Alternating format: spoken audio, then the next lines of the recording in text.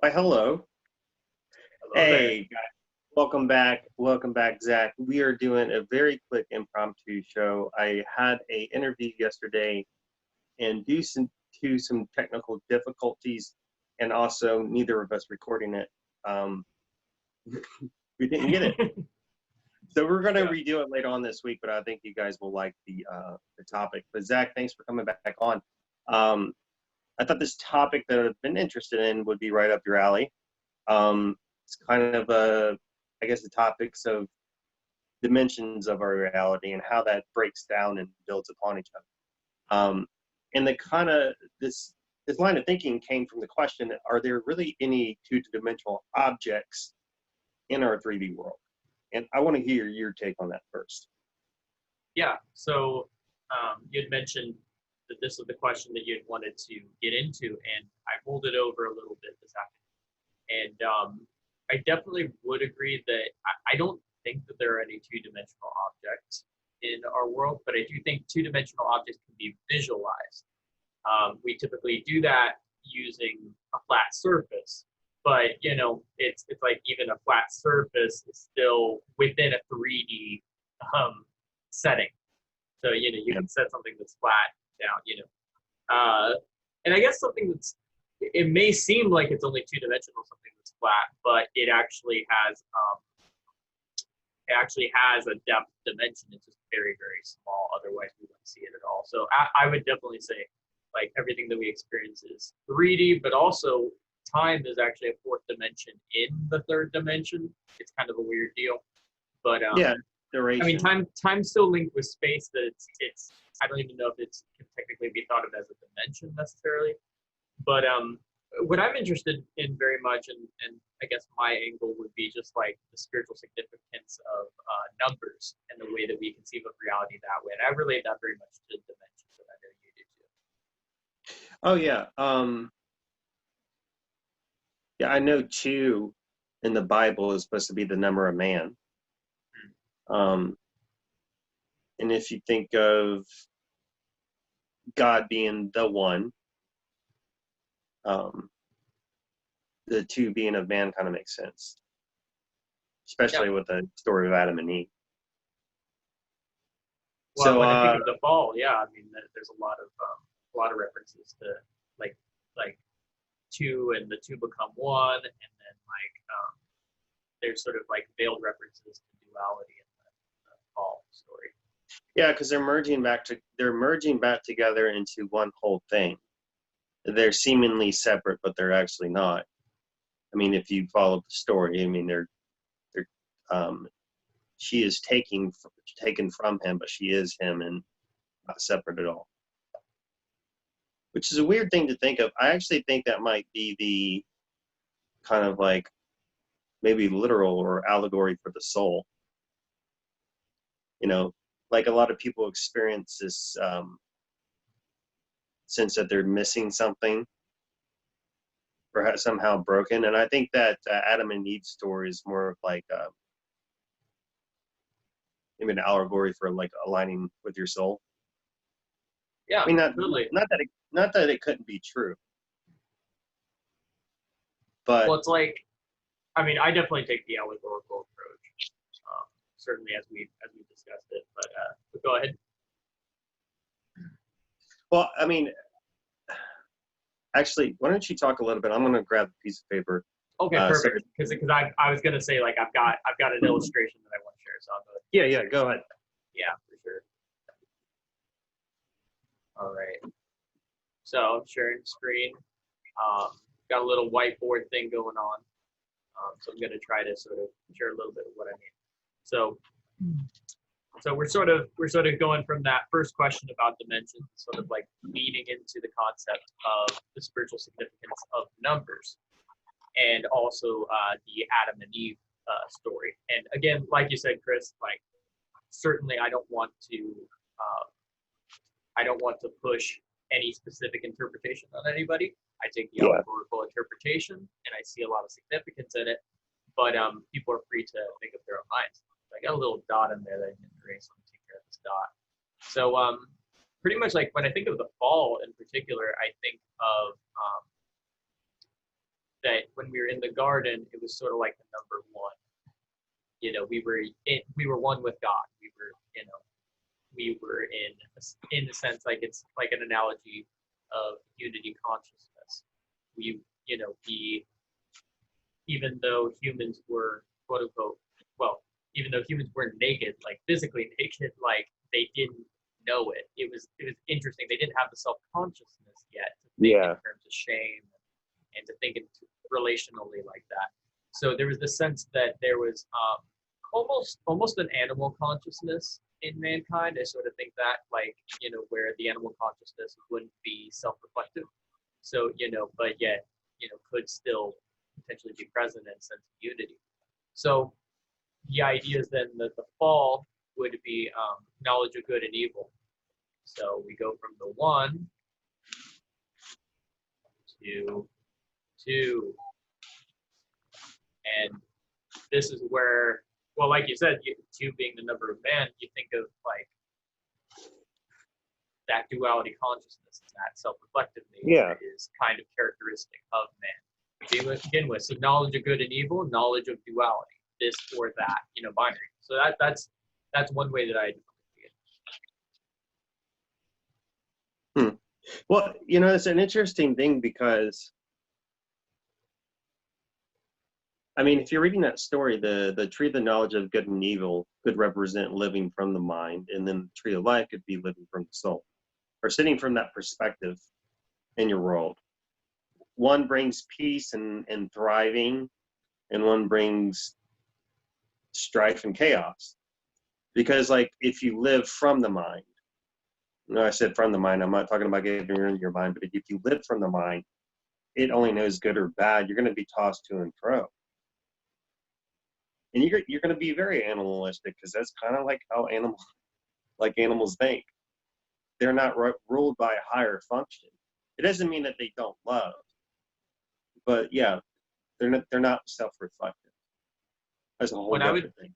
I would sort of think that, like, the animal consciousness I would consider to be more like what we were at the beginning, because it's interesting that in the passage, the Elohim, plural, I was point that out to people. You don't have to agree, or but it was plural, and they said, let us make man in our image, whatever import you give to that.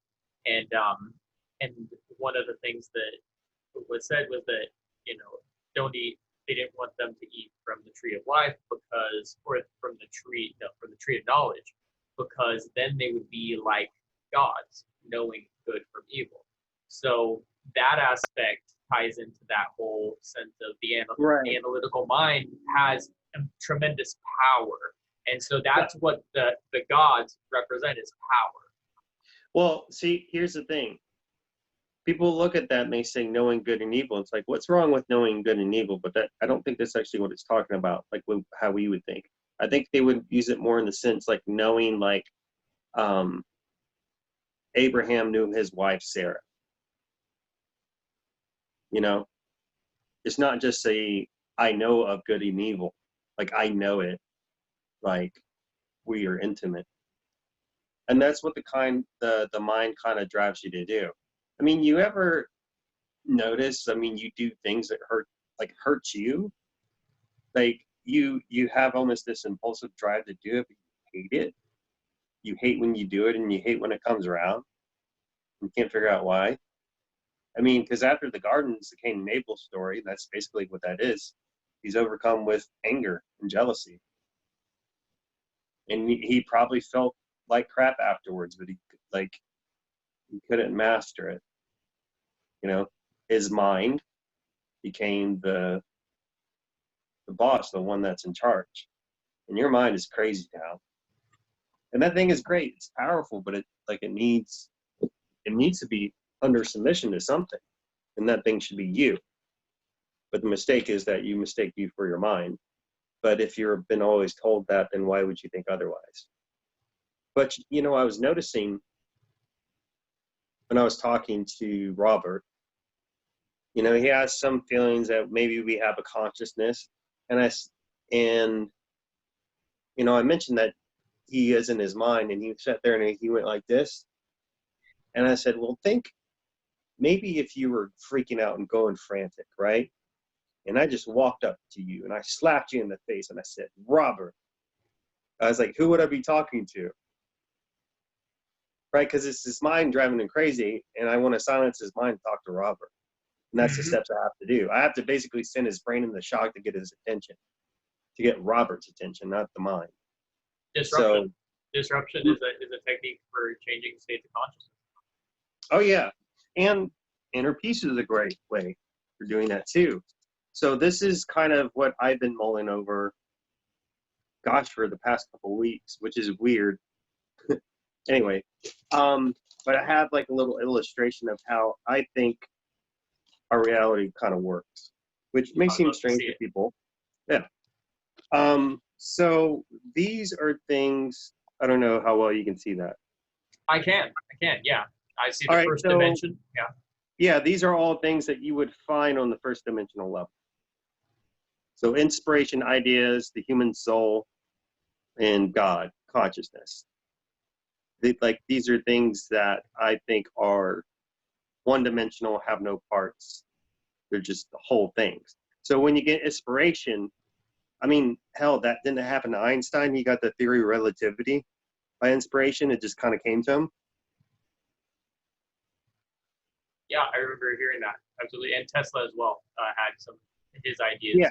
he received by And inspiration. right. And they're not, but we all get inspiration. So that actually brings up the importance of the second dimension, which I believe the second dimension is energy and information.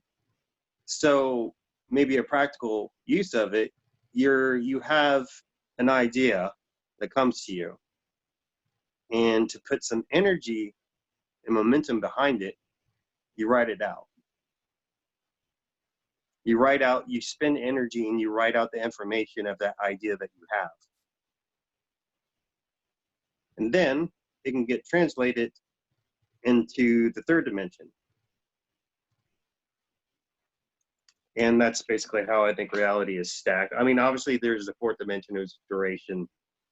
But the kind of weird thing I was thinking, if you keep adding higher dimensions, I had the thought, would it get less stable the more dimensions you would add?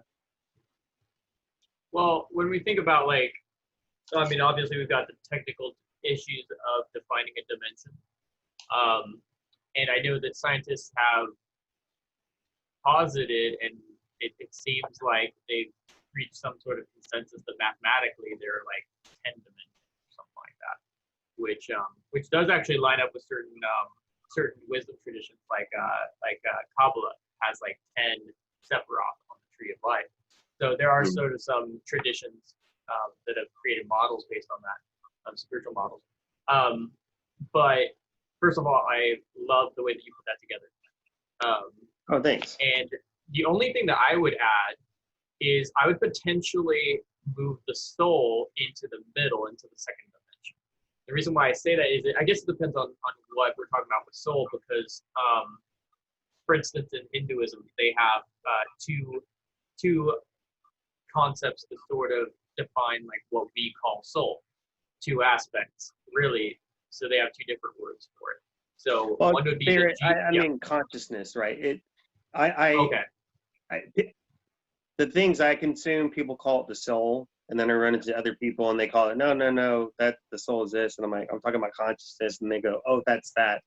I don't really care. Yeah, for sure. Yeah. Yeah. No, but pure consciousness, I think it's in one dimension. It's just one thing. Yeah. So, and I think a good way to think of the one dimension is, imagine there was just a space and it just had olive oil and there was nothing but olive oil. And it's like, hey, can you diagram me olive oil? No. It's just I am olive oil. It's olive oil. It's just one thing. What do you want me to show you? It's olive oil. Right? But when you go into the other dimensions, well, you got to get more descriptive. You got to add more parts because, things are forming. It's like, oh, this is olive oil with jalapenos. You start adding things to it and making it more complex. But everything I think starts from a pure, I guess, a pure idea or something pure. The idea of it, the essence of it, the purpose. I mean, because how would you ever invent anything if you didn't have that? Yeah, I mean it. So I'm sure you're familiar with like Plato's philosophy, correct? Yeah, I am not trained in the Yeah, slightest, but yeah. yeah. Well, I'm not trained either. I just read widely, but Well, a lot of it what I definitely. think is platonic, but yeah. Yeah, yeah, yeah. And I don't want to use much jargon or anything, but I would definitely direct people towards um, I'd call it Neoplatonism. That's the technical term for the school, but it relates a lot of this, and it very much was influential on the early church fathers. And some I would definitely say for sure, like I believe that it influenced Christianity a lot too, and it influenced a lot of thinkers moving forward. And the basic idea of the world of form, like ideas in the mind of God, and Mm-hmm. and that can be thought of as analogy because again, once you get to the one dimension, like you're not talking about differentiation. So God wouldn't be different than anything else. So God would contain all of the opposites in himself, herself, whatever, because it's analogy. Um, but yeah, that lines up perfectly with say in Hinduism, Brahman, is the one, and in all these traditions. I mean, I would also add too, if we're using numbers, which I think that definitely lines up with the dimensions too, is that we could also throw in zero as the Buddhist conception of emptiness. Hmm. Some sort of Well, word, emptiness, chaos, void. You know. so what I think, this is how I think Christianity differs, and why I actually think I'm still a Christian, is Christianity has a vision of actually all those things being like kind of like married together. I'm not saying that this isn't spoke of in the other religions, but a lot of Eastern religions kind of see the mind and the body as a trap, and you're trying to escape it. But maybe that's not literal. Maybe it's metaphorical for escaping control of it. The way I term it to people is like what you would call enlightenment is just being aware. And by being aware, all you're doing is sitting in your seat of power. And that's it.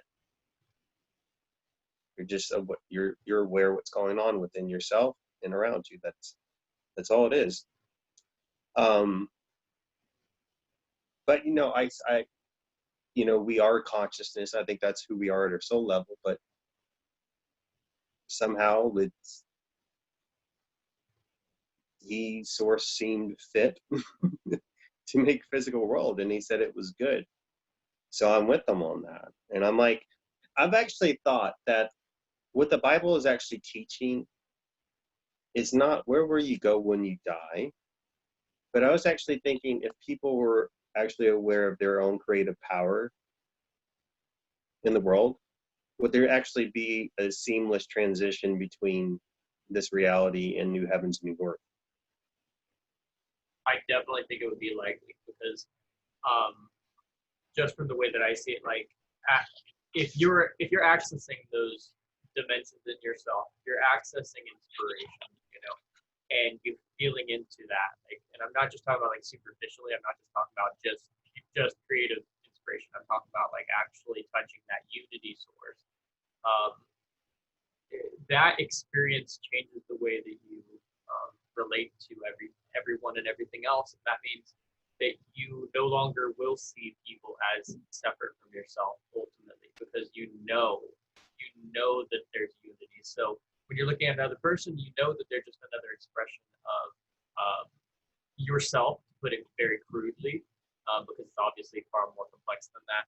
And that's where notions of, I like to think of it as God is the relation to that truth in the second person. So it's one way it's dealing with that in the second person. Say Vedanta teaches people to relate to Brahman through the first person. But in Hinduism, they have many deities representing God in turn, or say Brahman, just Yeah. and like they have that second person dynamic too.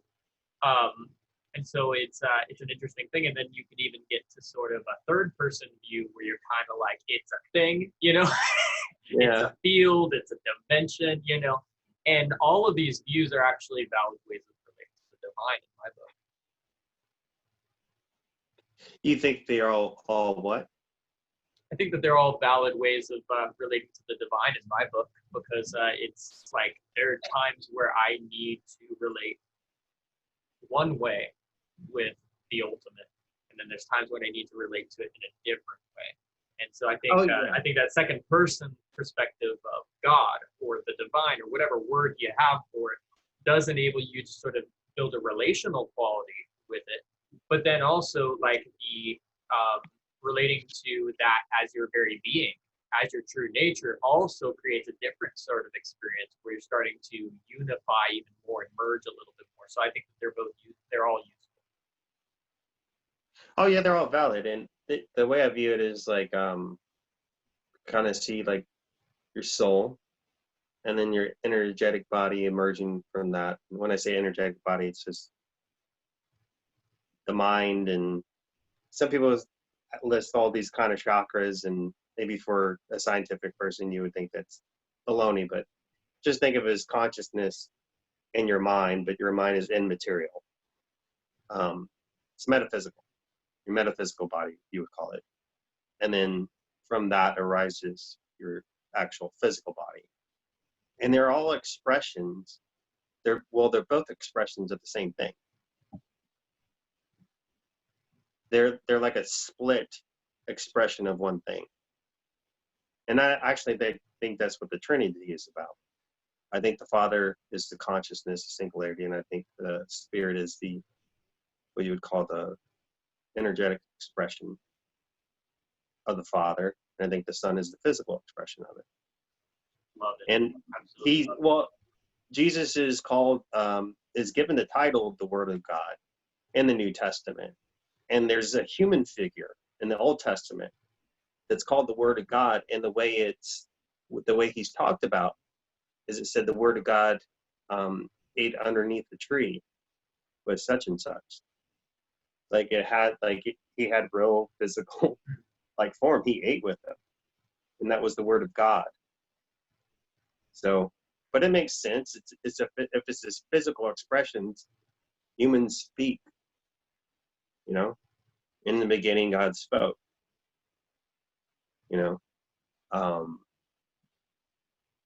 So I think that's how it breaks down.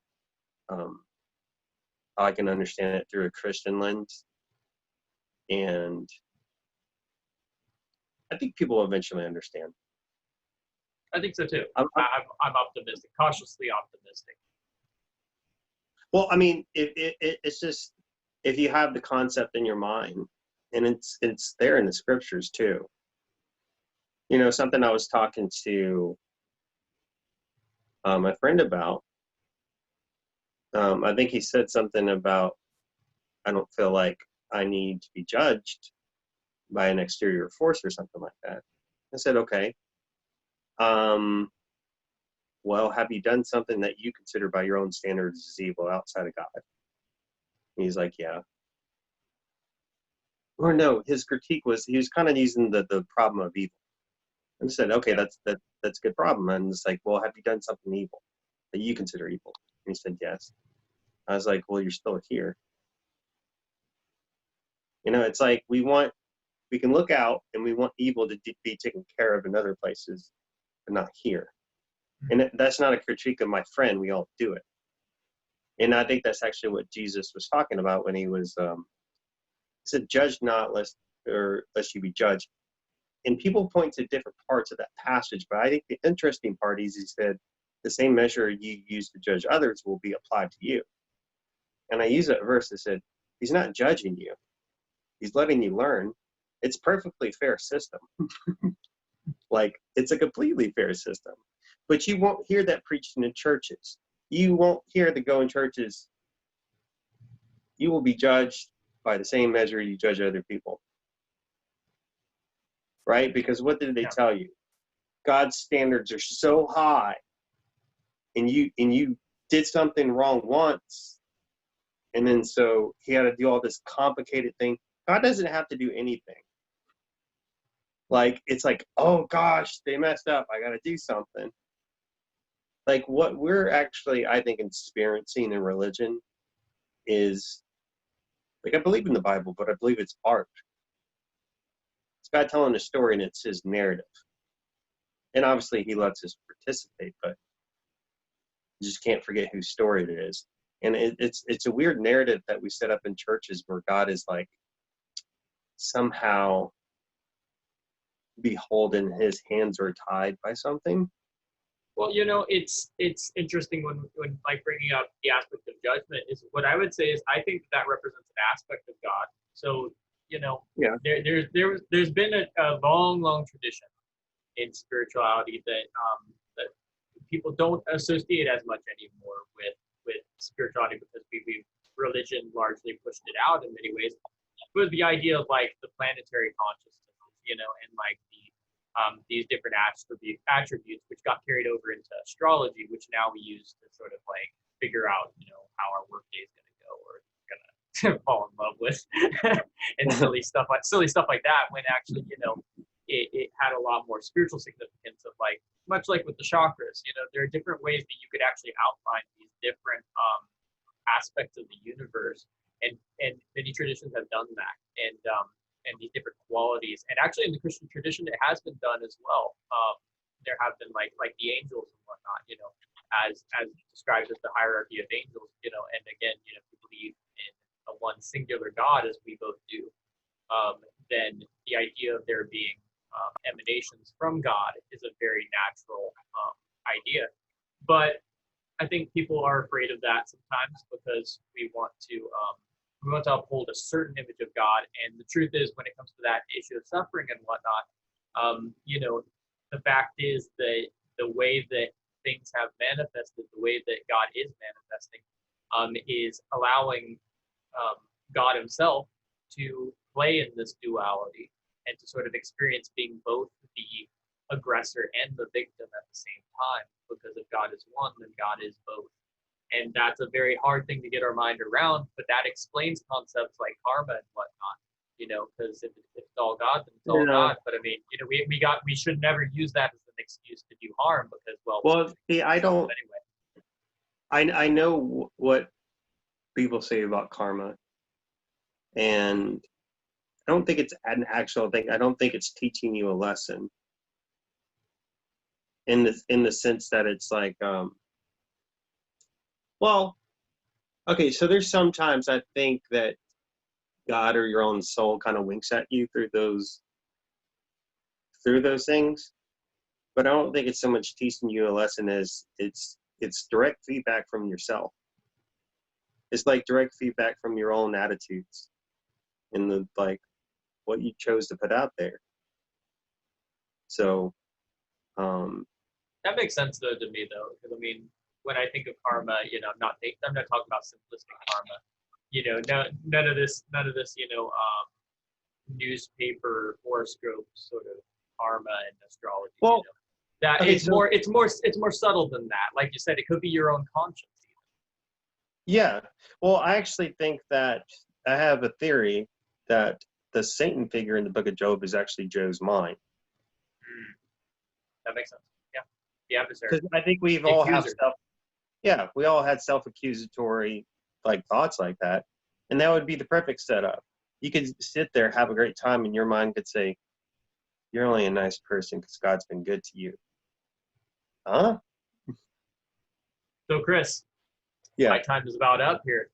So Okay. I super love this topic. I would love to, next time we chat, I would love to, if you're still sort of on the same wavelength, I would love to discuss this a little bit more, and specifically the ironing out of Christian theology. Because I was already like thinking that even today, kind of oddly, like I was thinking about that, like Christian theology and my understanding of it, because I do have certain understandings of it, and I love the way that you presented like Trinity and whatnot. So I'd love to get together again and sort of bounce around ideas again. Yeah, I think Christianity is a lot more about form of like expression and form. Although I mean, it's definitely got the whole deep spiritual underpinnings, obviously, but it is a very physical, like I say, it's a very physical expression of spirituality. I like to think of it as this: you have sort of ascent spiritualities and descent spiritualities, and oftentimes they can occupy the same space. To be honest, so like within Buddhism, you can kind of find both, and within Christianity, I also believe you can find both. But when I think of the actual doctrines, I think of Christianity as being leaning more towards descent spirituality. I guess if you really look at the core doctrines, and then Buddhism representing a little bit more of an ascent sort of spirituality. Yeah, I was thinking about that in relation to the chakras, because the lower chakras all have to do with like things in the physical world, and the upper chakras have to do with things in the spiritual realm. And then you have the heart chakra in the middle that joins the two. And the heart chakra is green in color. It's supposed to represent like a garden. And what did the ancients believe that the gods lived? They believed they lived in these garden mountains, these cosmic gardens. Love So it. I think that the symbol of joining of heaven and earth in Absolutely. our own, yeah. I agree completely, and I know we've discussed the chakras. That's another topic I'd love to get to. So yeah, I'm gonna have to bounce, man. But this has been It's all awesome. right. Yeah, catch me again, man. All right, bud. Bye. Bye.